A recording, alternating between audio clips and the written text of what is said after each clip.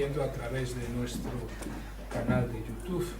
Y a todos, muchas gracias por acompañarnos en una nueva conferencia del ciclo que dedicamos a nuestro patrimonio artístico. En este ciclo queremos analizar y dar a conocer las obras del patrimonio artístico que forman parte del legado de esta institución, que tiene más de 2 siglos y que sigue viva gracias a personas como ustedes que están hoy aquí. La conferencia de esta tarde nos lleva a una de las piezas más delicadas y simbólicas de nuestro patrimonio, el bordado conmemorativo, como está siempre encima de la puerta, ya lo buscaba allí, el bordado conmemorativo del primer centenario de esta sociedad, que fue realizado en 1884. Es una obra textil de gran valor artístico, pero también histórico, que nos habla de memoria, de celebración y del papel que también tuvieron las mujeres en la sociedad económica, aunque muchas veces desde la sombra. Pues bien, para hablarnos de esta pieza y de su contexto, y además con un título muy sugerente, lo leo porque no me acuerdo de memoria de él: Papel, hilo y tela, el emblema de la Real Sociedad Económica de Amigos del País de Santiago. Pues nos acompaña para este fin Carmen López Calderón, profesora de Historia del Arte de nuestra universidad e investigadora del grupo de investigación Jacobus, a la que le agradecemos enormemente su colaboración y su presencia hoy aquí. Quiero destacar, al hilo de su pertenencia al grupo de investigación Jacobus, quiero destacar que la tarea de este grupo ha sido fundamental en los últimos años para recuperar y dar visibilidad a obras, a artistas, a procesos históricos que forman parte de nuestro patrimonio, pero que muchas veces han pasado desapercibidos.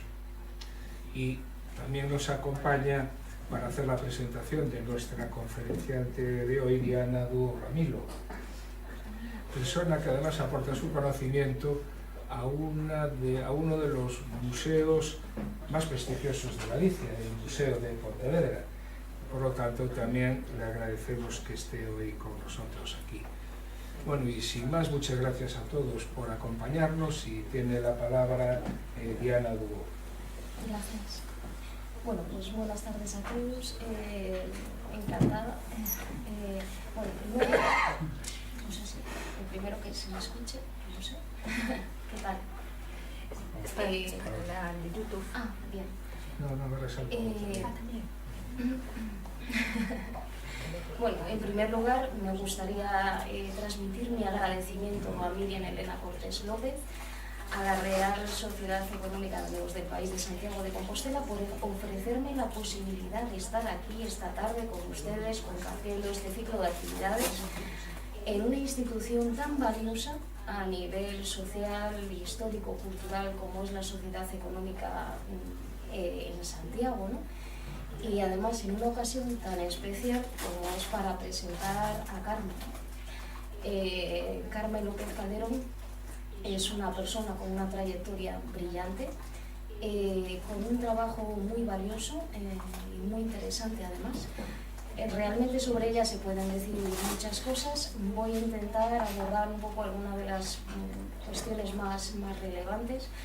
Tengo que decir en primer lugar, pues de antemano disculparme porque toda presentación siempre es complicada, y más teniendo en cuenta pues cuando realmente puedes decir muchas cosas y tienes que valorar un poco ese equilibrio, ¿no? de algo que sea acertado.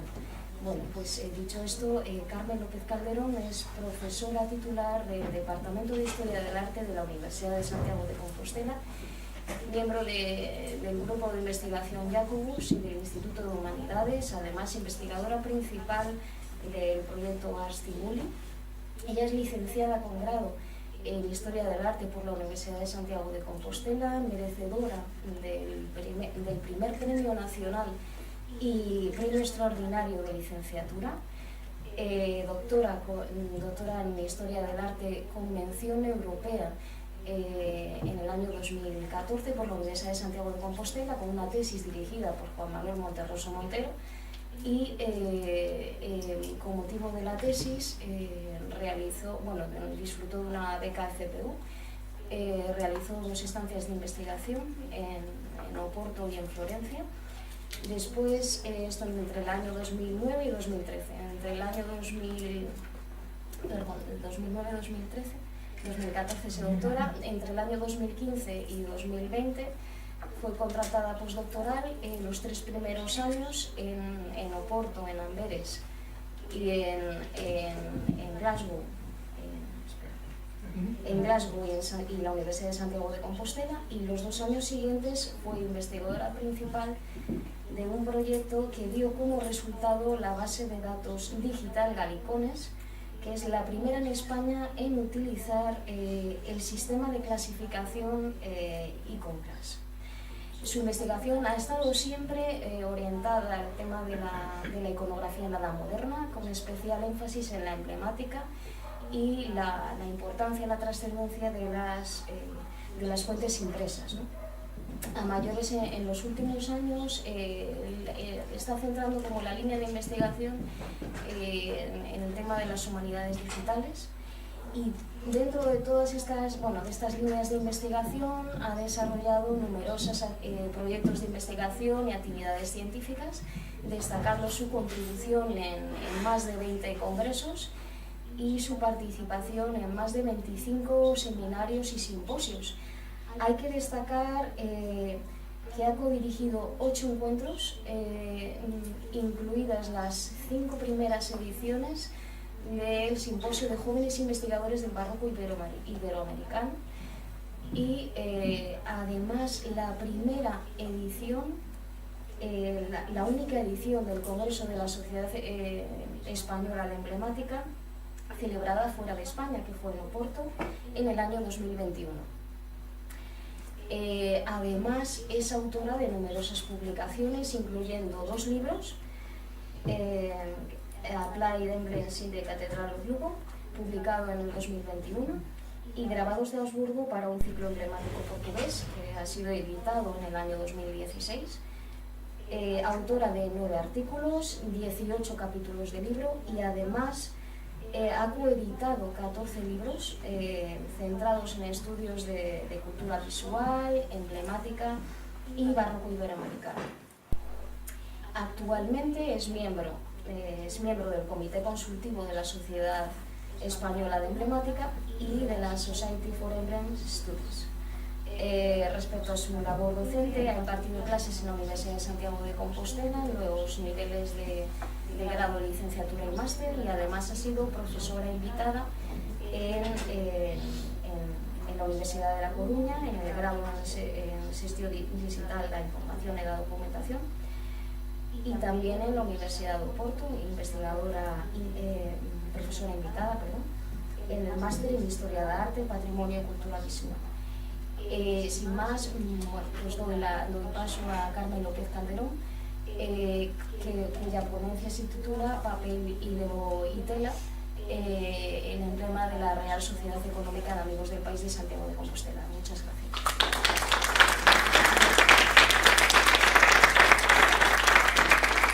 Buenas tardes, muchísimas gracias Diana por tu amable presentación.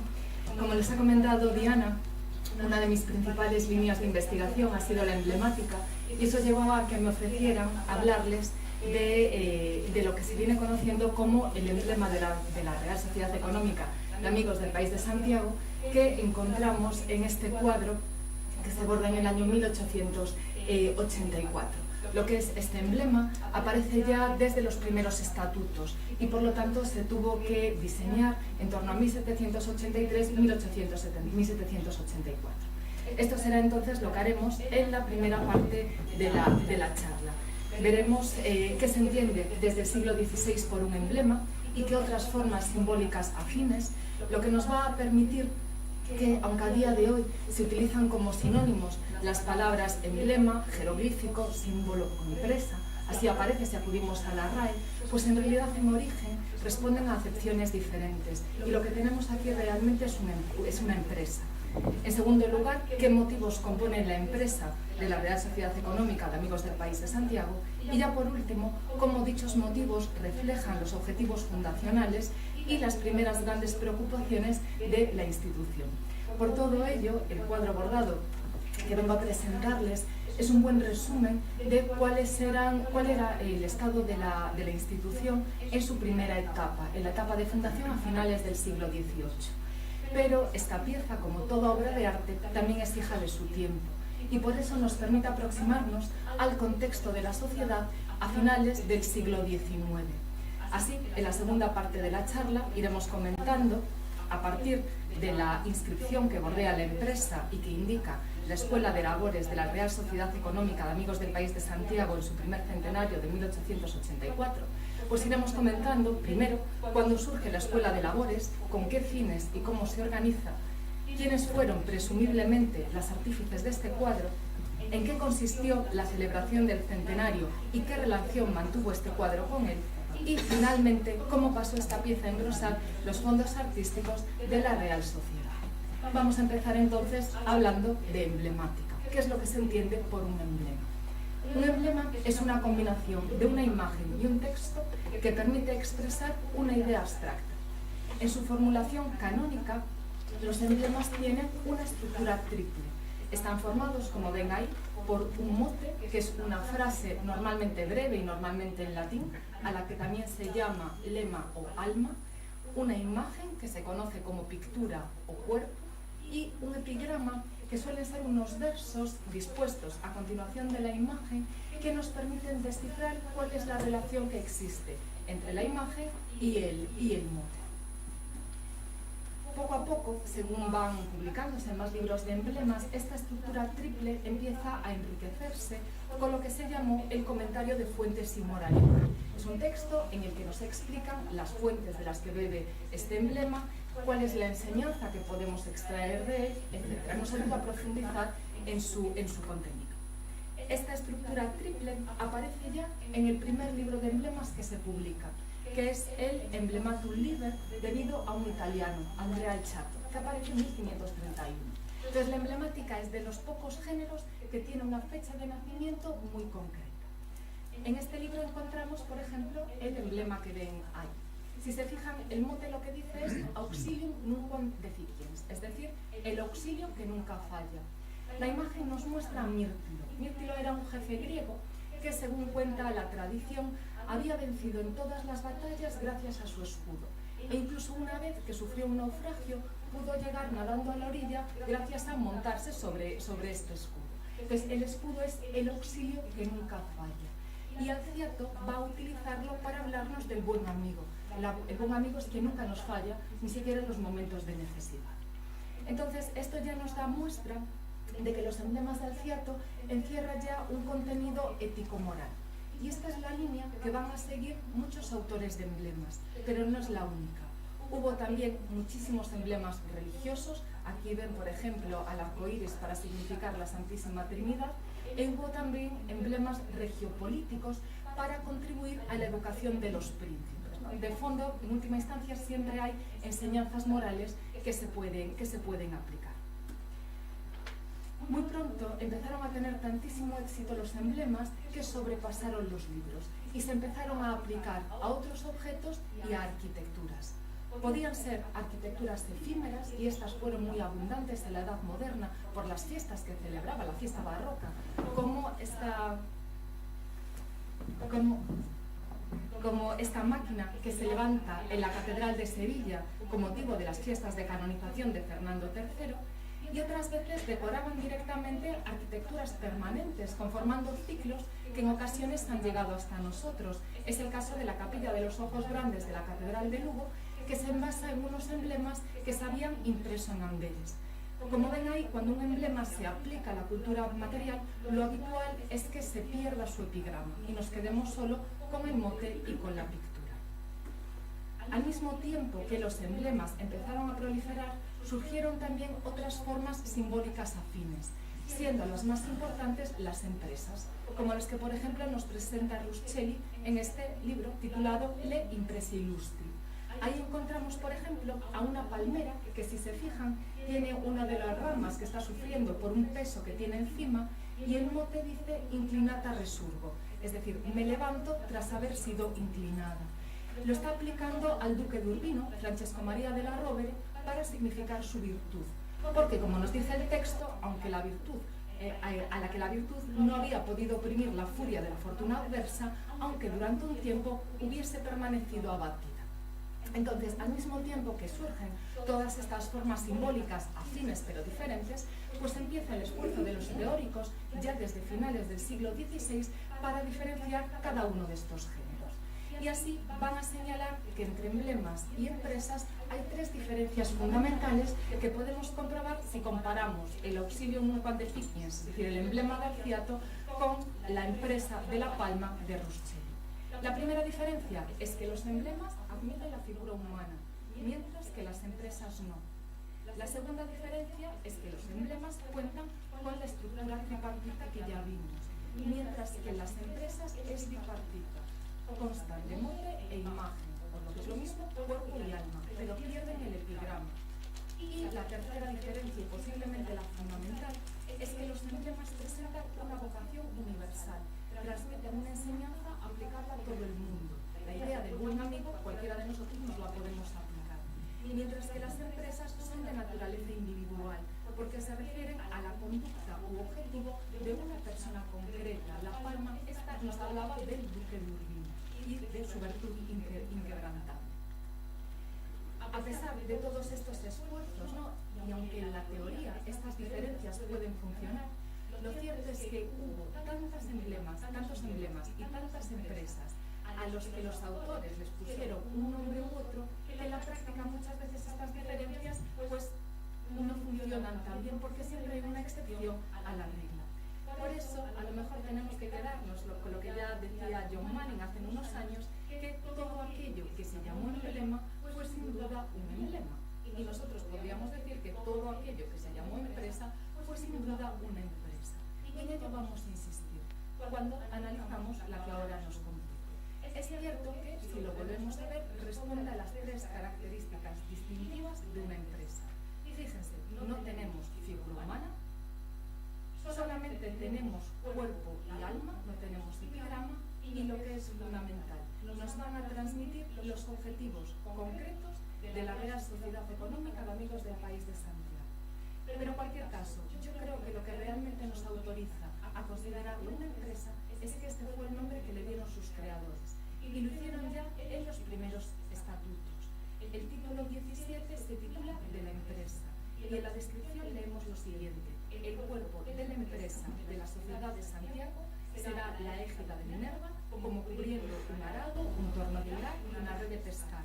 El alma estas palabras, actuante dicerum, significando que el objeto de la sociedad es asegurar la prosperidad de la agricultura, pesca, industria y artes, representadas en aquellos instrumentos de las que más deben interesarla.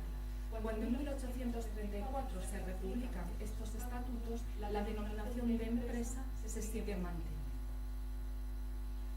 Como saben, las sociedades económicas de Amigos del País surgen en España en el último tercio del siglo XVIII, favorecidas por la Ilustración y con el objetivo de modernizar y mejorar la situación económica del Estado, para lo cual iban a fomentar la agricultura, la pesca, la industria y las artes, como dicen los estatutos de nuestra sociedad, pero también otras actividades como podría ser la ganadería y el comercio.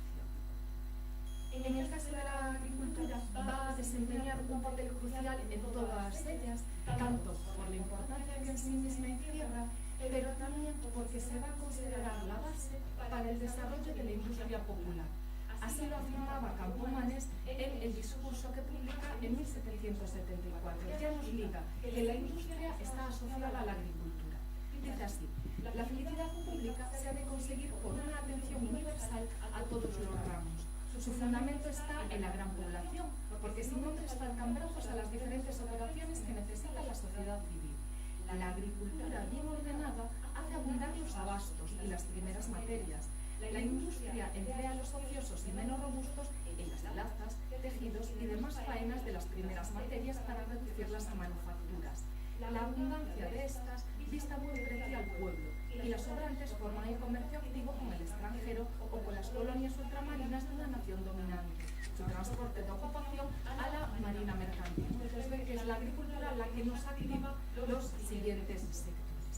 En este discurso también es en el que recomienda que se creen sociedades económicas a imitación de la que ya había surgido en las vascongadas y le da los siguientes objetivos: la agricultura, la cría de ganados, la pesca, las fábricas, el comercio, la navegación en su mayor aumento en cuanto a las reflexiones científicas de propagar estos ramos, deben formar la ocupación y el estudio de las sociedades económicas, ya traduciendo las buenas obras publicadas fuera, con notas y reflexiones acomodadas en nuestros suelos, ya haciendo experimentos y cálculos políticos en estas materias, ya representando e instruyendo a los superiores a quienes pertenezca proveer de rendimiento. Y decía también: igualmente, estas sociedades podrán velar en todas las enseñanzas de matemáticas, máquinas, tintes, diseños, telares y demás cosas necesarias para fomentar la industria, repartiéndose entre los socios el cuidado de cada cosa o clase y el examen de los progresos o respectiva decadencia de los varios ramos de industria que se había.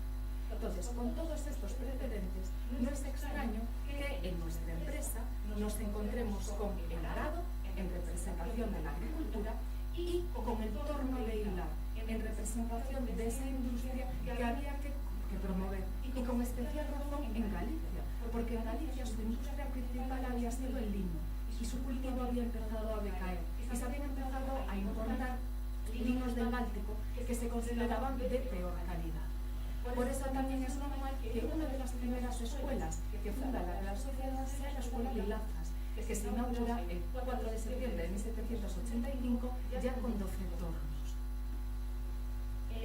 La presencia tanto de los arados como de los tornos es muy habitual en las empresas de las distintas sociedades económicas españolas. En el año 95, Marc Martí publicó este artículo que ven aquí, en el que proponía una clasificación y catalogación de los distintos motivos de estas sociedades. Y veía que entre aquellos motivos que significan la agricultura, el más abundante es el arado. Lo encontró hasta en 16 ocasiones. Y en relación con la industria, normalmente venía significado por el torno de hilar, que lo encontraba 12 veces. Lo que sin embargo ya no es tan habitual es la presencia de la red de pesca y en general de la alusión a la pesca, que sin embargo en la sociedad de Santiago sí fue fundamental ya desde los primeros momentos. De eso deja constancia uno de los fundadores, Josep Cornide, en su ensayo de una historia de los peces, cuando reconoce: fue uno de los principales cuidados de la sociedad el fomento del importante ramo de la pesca, como parte de los objetos de su instituto. Fíjense que esta obra se publica en 1788 y da muestra entonces de la preocupación que había en ese momento. Por ejemplo, con la jávega, que aborda él en su texto, cuyo uso desde mediados de este siglo ha sido la manzana de la discordia entre los gallegos y los catalanes, que son los que le introdujeron en estos mares. El problema que tenía la jávega es que dificulta el paso a la cría menuda y la maltrata, y por eso se acababa de prohibir, pero seguía siendo un tema de debate. También, gracias a este libro, podemos encontrar una explicación para esta especie de tridente que, como ven, se figura en la empresa. En otro libro que publicó sobre los sellos de las distintas sociedades, González Echegaray proponía que en este caso era evocador de la pesca o alusión a Neptuno, dios del mar. Yo creo que la razón de ser es que se trata de una fisga o francado, que es un aparejo de pesca que Cornide describe en su libro en los siguientes términos. Es la fisga o francado, un arpón de muchos dientes, de que usan en algunos esteros y ensenadas a la baja mar para coger las ollas y otros pescados planos que descubren pisoteando el fango y elevándolas con este instrumento. Y en los ríos para las lampreas y salmones, arrojándoselas a las primeras al pasar por debajo de algún puente a donde las esperan, sin que por lo común pierdan el golpe, y disparándola a los segundos. Es interesante que la nota correspondiente remite a una ilustración que había publicado Duhamel du Monceau en su Traité Général de Pêche, y entre las distintas apariencias que puede adoptar la fisga vemos un arpón de 3 ganchos que se parece mucho al que tenemos aquí. Incluso en esta obra nos representa pescadores haciendo uso de él y es similar a la fisga que tenemos nosotros. No sé por qué cuando en los estatutos se describe la empresa no se hace mención a este aparejo, pero lo cierto es que esta no es la única omisión que se comete. Si se fijan, en el punto de unión de la fisga con el arado aparece una cinta, y de esa cinta cuelga un compás, una escuadra y un transportador, que son motivos que aparecen con cierta frecuencia también para hablarnos del dibujo. En el estudio que les mencionaba antes, había recopilado a Martín 13 compases, 9 escuadras y 3 transportadores. Se trata de útiles, insisto, asociados al dibujo, y por eso en 1842, cuando la Sociedad Económica de Santiago se plantea una nueva medalla para los premios de la Escuela de Dibujo, incorporan precisamente estos instrumentos. El dibujo es importante como base para las demás artes, pero también es importante para la industria, y nuevamente Campomanes nos daba su clave. Conviene, entre tanto, no olvidar la extensión del buen gusto en las 3 nobles artes y en el dibujo. Si todo esto no se hace común en el reino, carecerán de gusto los géneros finos, y aún los ordinarios serán más toscos de lo que conviene para asegurar su despacho preferente. Los franceses, por la gran variedad y primor de su diseño, aventajan a las demás naciones en el gusto de sus manufacturas finas y aún ordinarias. Este gusto todavía nos es algo forastero, y sin él harán cortos progresos las fábricas finas de España. Por todo esto, tampoco es extraño que la Escuela de Dibujo fuera la primera que creó la Real Sociedad Económica de Amigos del País de Santiago. Se inauguró muy pronto, ya en el primer año, el 18 de julio de 1784, y la sostuvo el fundador, don Antonio Páramo y Somorza. De su éxito nos da buena cuenta un acta de 1787 en la que se dice: la asistencia de los discípulos es más continua y el número de los que concurren cada noche es entre 50 y 70. La sociedad, en fin, ha recibido una prueba del buen concepto que se va adquiriendo en el público este establecimiento en la nueva ordenanza que estableció el Colegio de Plateros de este pueblo. Por ella se prescribe a todos los aprendices de esta arte la obligación de asistir todas las noches a las escuelas de dibujo, sola pena de no poder ser recibidos de maestros, y se multa a los que ya lo son en caso de no permitir a sus aprendices esta asistencia. Restaría, para terminar la explicación de nuestra empresa, hablar de la égida de Minerva, el escudo de Minerva que representaba a la medusa, que sí aparece descrito en los estatutos. En este capítulo que publicó el profesor Monterroso en un catálogo del año 2006, proponía una sistematización iconográfica de los motivos presentes en los sellos de distintas sociedades económicas españolas. Y entre las distintas categorías que él diferenciaba, proponía 2. Por un lado, lo que él llamaba las armas de las sociedades económicas, que serían todas esas herramientas, objetos útiles que hemos estado viendo: el arado, el torno de hilar, la red, etc. Y por otro lado, las referencias locales y topográficas que se introducirían en los sellos para vincular esa sociedad con un lugar concreto.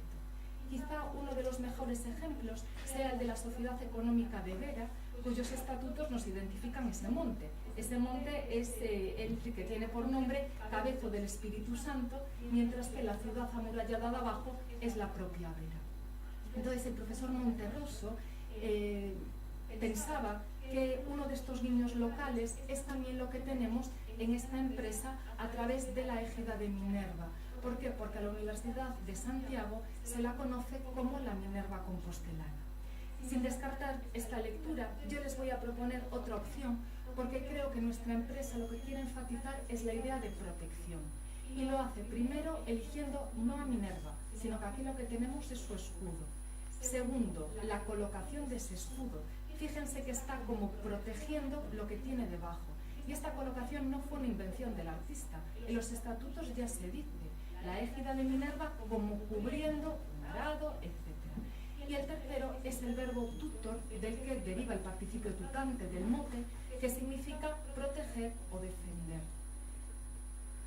Si entonces a través de la égida hubiera una referencia a la Universidad de Santiago, parece que es la Universidad de Santiago la que está cubriendo y protegiendo las actividades que se desarrollan debajo.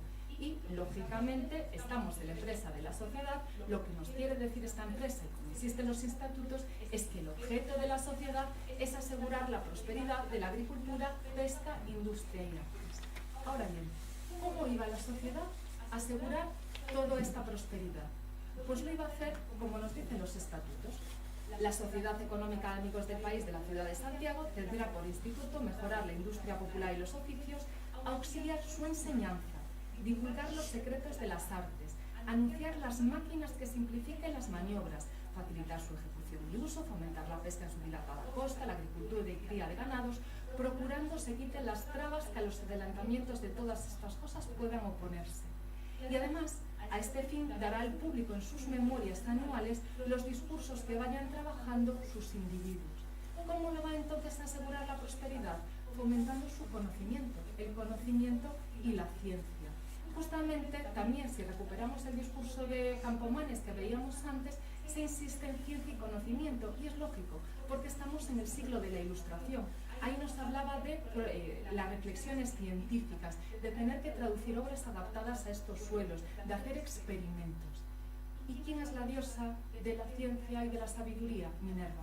Por eso yo creo que está ella aquí. La idea que se trata de transmitir es que la ciencia debe proteger las actividades de base natural para que florezcan. Esta idea tiene un precedente muy claro en un libro de emblemas, El teatro moral de la vida humana, que sin duda conoció el fundador de la sociedad, don Antonio de Páramo y Somoza. Y digo esto porque en el ejemplar que conserva la Biblioteca Xeral de Santiago tenemos el volumen procedente de los fondos de la Real Sociedad, pero que lleva el ex libris del fundador. Dice: soy de don Antonio Páramo y Somoza, canónigo cardenal de la Santa Iglesia del Señor Santiago. También la Biblioteca Casa Consulado de A Coruña, que funda otro de los fundadores de la sociedad y que dota de importantes fondos, tienen otro ejemplar. El problema del ejemplar de A Coruña es que no tiene ex libris, entonces no puedo decir que haya sido suyo o no, pero está claro que este libro fue muy difundido. Pues precisamente el segundo emblema de este libro lleva por título, por mote, Naturam Minerva Perficit, que en español se tradujo como La ciencia perfecciona la naturaleza. Y la explicación insiste en esto mismo. La madre común del género humano ofrece a Minerva, diosa de las ciencias, su tierna producción, para que se encargue de su enseñanza y educación, confesando ingenuamente su imbecilidad en no haber podido dar a su hijo el hombre otra forma que la material, que es el cuerpo, porque la sustancial, que es el alma, viene inmediatamente de Dios y se perfecciona con la educación y el conocimiento de las ciencias. Minerva tiene un papel muy destacado en esta obra. Nos la encontramos hasta en 7 emblemas, tanto por su carácter protector como por su papel como diosa de la sabiduría y la ciencia. En concreto, nos lo encontramos en los emblemas titulados Virtud es huir del vicio, la disciplina corrige el pecador, la medicina del alma es la que importa, mediante la sabiduría, el sabio no ha de ser siempre severamente sabio, del vino saca el sabio su virtud, el texto nos advierte que con moderación, y el que más nos va a interesar ahora, el estudio es causa de la tranquilidad. Y nos interesa, primero porque el texto vuelve a insistir que Minerva es diosa de las ciencias y que puede desterrar al miedo y a la tristeza. Pero también porque, si se fijan, lo que está haciendo es proteger bajo su égida al sabio, que es exactamente lo mismo que está haciendo la égida en nuestro escudo, en nuestra empresa. En resumen, entonces, yo creo que la empresa está sintetizando ideas de estos dos emblemas para transmitir el siguiente mensaje. La ciencia protege la agricultura, la pesca, la industria popular y las artes porque permite perfeccionarlas y con ello permite que florezcan. Precisamente así se explica muy bien el mote de esta empresa, Actutante Vigebunt. Vigebunt significa florecerán y no cabe duda que se refiere a las actividades y sectores que tenemos abajo. Actutante es un ablativo absoluto que se traduce como protegiendo esta, o más libremente bajo su protección. Es bajo la protección de la ciencia y, por extensión, de la institución que favorece esa ciencia y conocimiento, la Real Sociedad Económica de Amigos del País de Santiago. Con lo cual, como hemos visto, a través de la empresa y, por extensión, del cuadro bordado, tenemos resumidos las preocupaciones y los objetivos fundacionales de esta institución. Pero como les anuncié al principio, esta pieza también es hija de su tiempo y nos permite conocer cuál era el estado de la Real Sociedad a finales del siglo XIX. Y lo podemos reconstruir gracias a la documentación que se conserva en el archivo y también a las publicaciones periódicas que surgen en estos años. Así, Gracias a la correspondencia de la Comisión Curadora de las Escuelas, sabemos que el 14 de octubre de 1880 de esta comisión parte el deseo de crear una escuela de labores. En concreto, la explicación que dan es esta. Son sin disputa la mujer y el obrero los dos puntos hacia los cuales debe dirigir la corporación todo el foco de luz que se desprende de ella en la parte relativa a la enseñanza, y en uno y en otro se ha fijado esta comisión: proporcionar a la primera los conocimientos que basten a procurarle una subsistencia desahogada y que le sirvan de escudo en el que se estrellen las asechanzas de los infinitos peligros a que las conduce en muchos casos su ignorancia. Para conseguirlo, opina la Comisión que a las enseñanzas establecidas para la mujer debe añadirse la de labores, que complete su educación, sino de una manera concluyente, aproximada al menos, y con la que puedan adquirir los conocimientos que son indispensables a toda mujer llamada a dirigir el hogar doméstico o obligada a procurarse su subsistencia, y pudiendo de este modo y con el planteamiento de enseñanza tal, conceder la necesaria para las llamadas institutrices en otras localidades.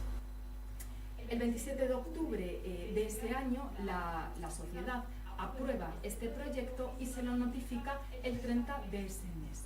Las clases de este año empezaron muy pronto, empezaron el 1 de diciembre.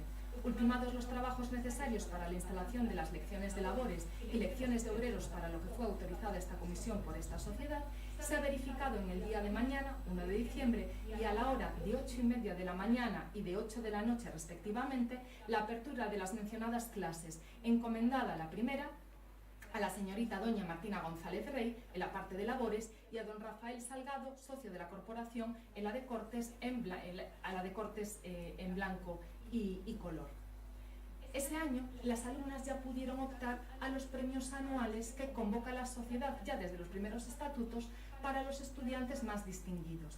Eso sí, los premios en este primer curso consistieron en objetos adecuados a tal enseñanza.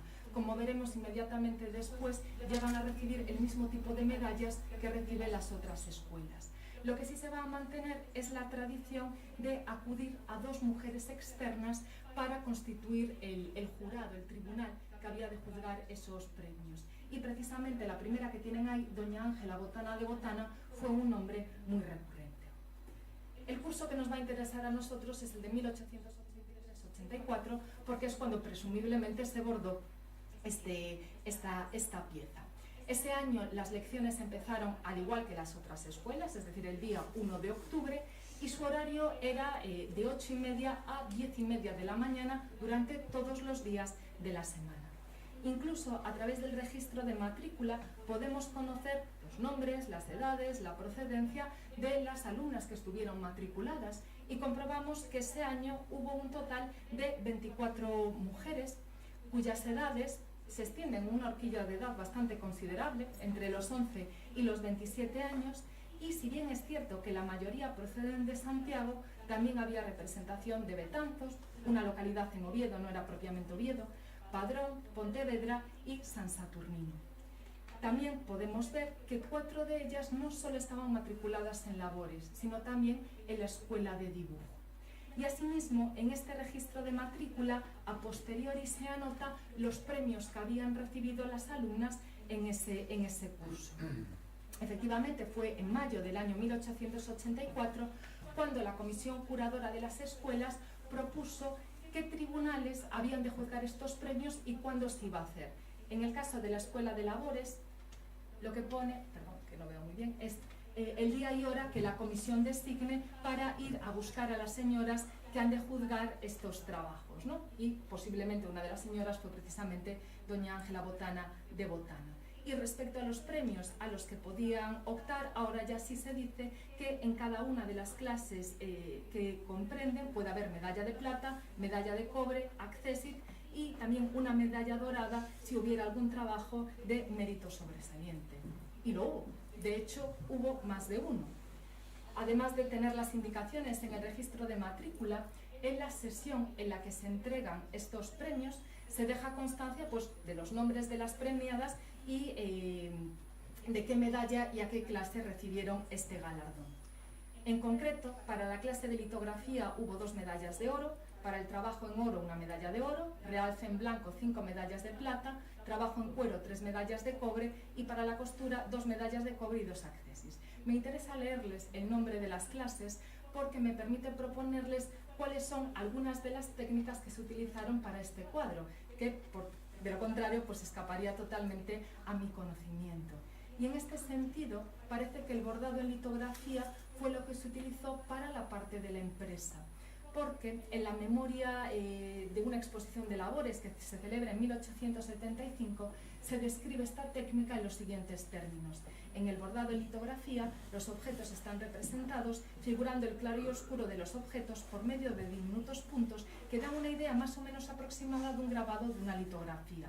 El bordado llamado imitación de litografía es el que más necesita una buena lección en el dibujo y conocimientos especiales del mismo para apreciar la obra que se quiere reproducir. Copiar un grabado, una litografía o un dibujo con la aguja y la seda sin tener conocimientos de dibujo es más difícil que copiarlo con el lápiz.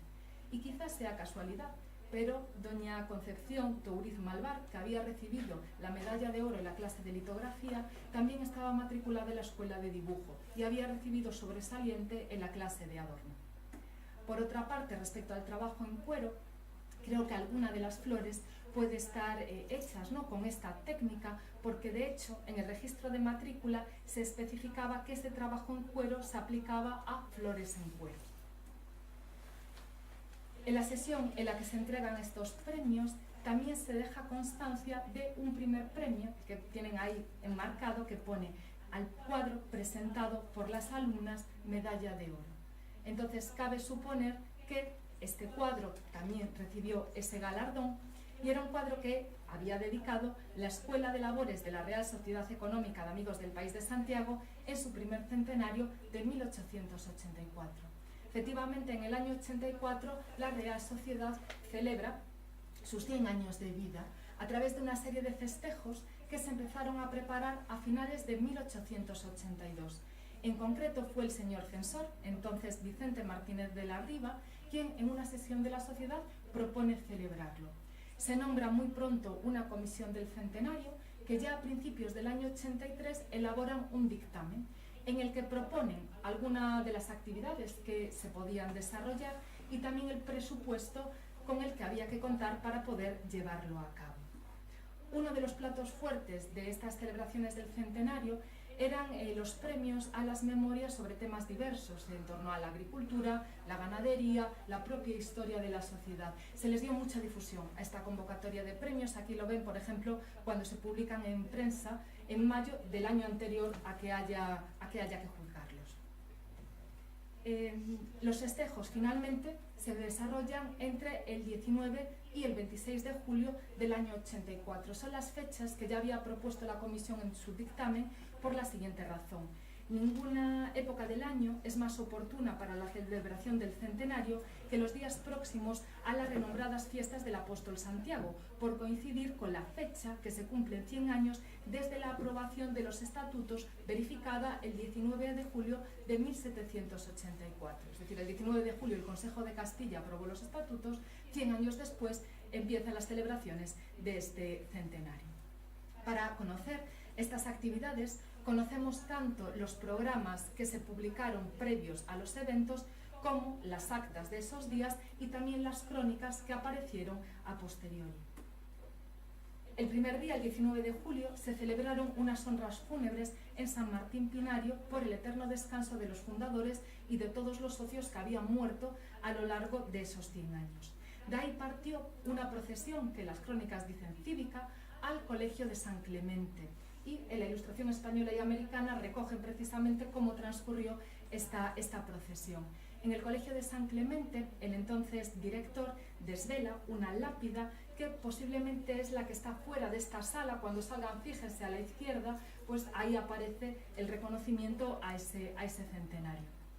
Al día siguiente, el día 20, se inaugura el Museo Arqueológico Central de Galicia, que era un proyecto en el que la Real Sociedad llevaba años trabajando y que al fin se puede materializar ahora.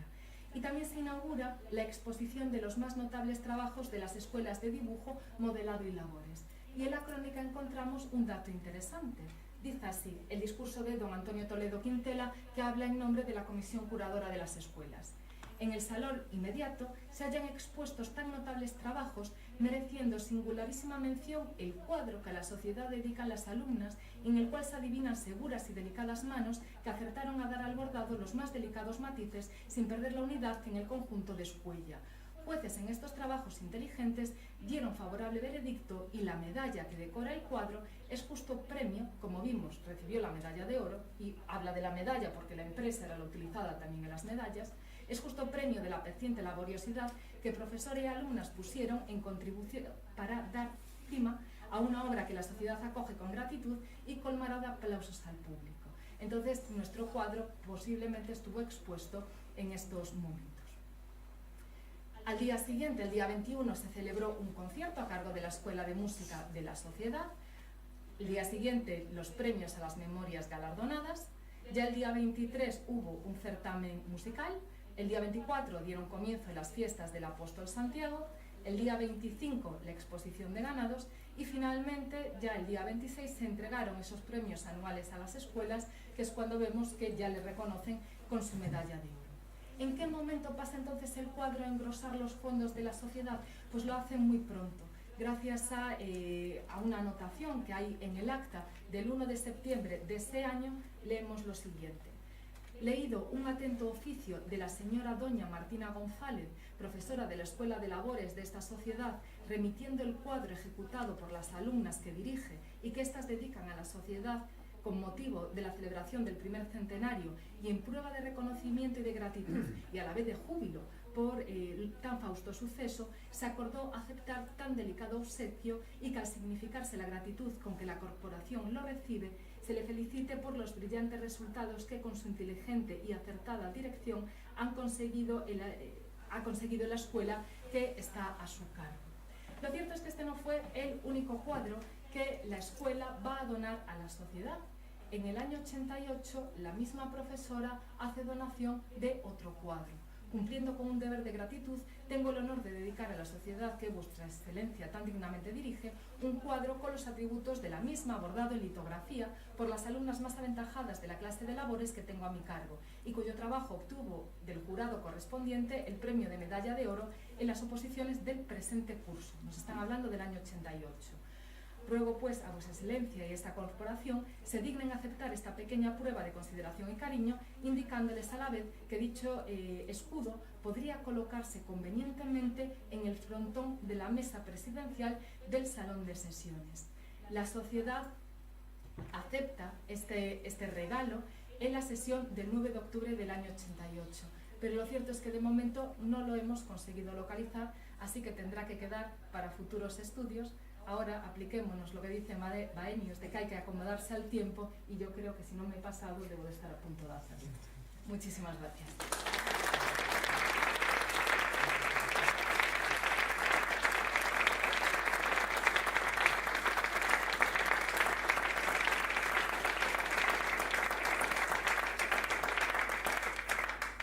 Realmente muy interesante la intervención. Estoy así como un poco que no sé casi por dónde abordar el tema. Me viene a la cabeza que igual que el segundo bordado se perdió, la placa, que es esa, también tuvo una vida azarosa, porque desconocíamos su existencia y hace 3 años por ahí apareció en un trastero del Museo do Pobo Galego con cosas del Ayuntamiento de Santiago. Y un buen amigo me manda la foto y bueno, la verdad es que fue muy fácil conveniar con el Museo do Pobo y con el Ayuntamiento para que viniera para aquí. El milagro es que está entero. O sea, después de 100 y pico de años, pues claro, esto se colocó en su momento en el Colegio San Clemente, que era donde estaba la sede de la Económica. Y de ahí la Económica no se fue de buen grado, porque tuvo que deshacer el museo, etcétera, etcétera. Y entonces debió quedar ahí, de alguna manera pasó a, después de ser instituto, colegio, que era la finalidad que llevaba en aquel momento, apareció ahí. La suerte es que la encontramos, la suerte es que está intacta, y bueno, ya es que nos la dejaron colgar ahí para que no se perdiera. No pasó lo mismo con ese bordado, ¿no? Bien que lo siento yo también. A lo mejor me parece. Sí, sí. Bueno, aparte de este comentario al hilo, es costumbre que, bueno, podéis intervenir, comentar, preguntar, lo que consideréis interesante. Bueno, yo sencillamente estoy abrumado también, porque ha sido una conferencia que encierra una cantidad de investigación impresionante. Carmen se dedica básicamente al mundo barroco, es una gran experta en el mundo de la iconografía, de la emblemática y demás, y esta incursión suya en otro momento de la historia y con tanto acierto, pues la verdad es para aplaudirla, y mucho, ¿no? Ha hecho lo que hace un buen historiador del arte, ha ido a las fuentes, las ha sabido exprimir, ha leído, y eso yo creo que lo hereda de su padre, ¿no? De una manera muy inteligente, y lo que es una imagen, cómo se lee una imagen, cómo se interpreta una imagen, ¿no? Y al final el resultado, yo como persona que me dedico a esto estoy deseando leerlo en largo ya, ¿no? Cuando lo tenga escrito y nos dé toda una lección de lo que hay, ¿no? Evidentemente ella sugirió quienes están detrás, nos dijo quienes están detrás de esta obra, y yo siempre me preguntaba cuando la veía aquí en la sociedad, oye, ¿cómo pasó el tiempo y cómo fue capaz de...? Lo cierto es que las distintas generaciones de personas vinculadas a la sociedad la han mantenido viva y la han respetado, ¿no? Como el otro trabajo que decía Carmen. Pero bueno, yo lo único que quiero es presentarle mis respetos y mi admiración por un trabajo. Está teniendo una trayectoria brillantísima, y esto, aunque parezca imposible, va a más. Nada más, enhorabuena.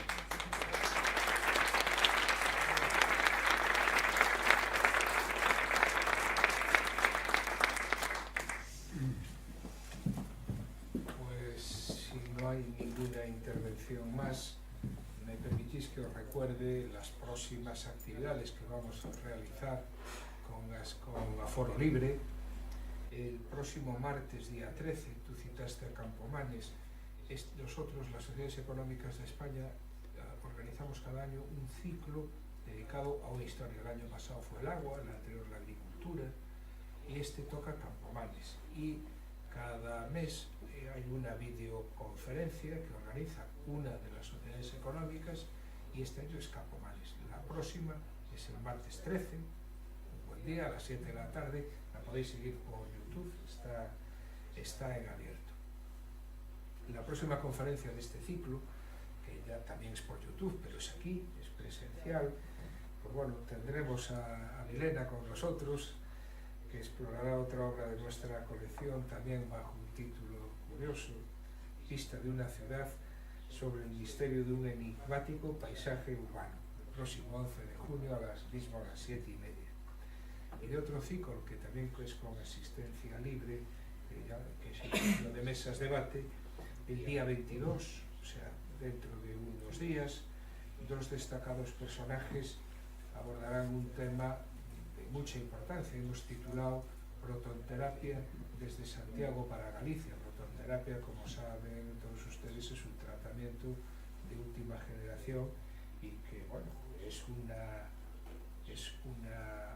oportunidad y una suerte que desde Santiago se le vaya a dar tratamiento, se esté dando para Galicia y otras regiones. Bueno, nuestros invitados serán el consejero de Sanidad, Antonio Gómez Camaño, y el jefe de oncología del clínico, Rafael López, que bueno, yo creo que bien merece la biomedicina y los avances de la medicina, que nosotros le dediquemos todos los años una mesa de debate a tratar alguno de los temas relacionados con este mundo.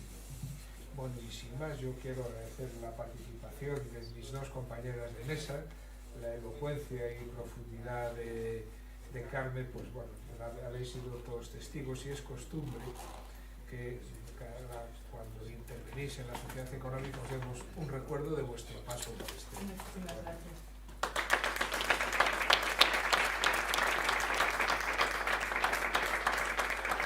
Muy bien, muchas gracias.